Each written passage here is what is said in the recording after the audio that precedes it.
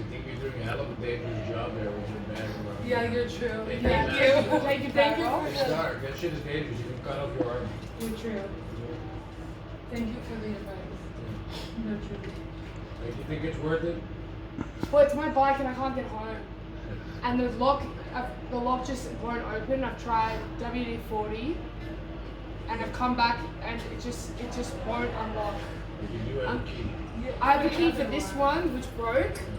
So look, I will prove to you. No, I mean, I don't care, man. Yeah, it's just a shitty action lock, which I bought a new lock today, and for some reason, it just will not unlock.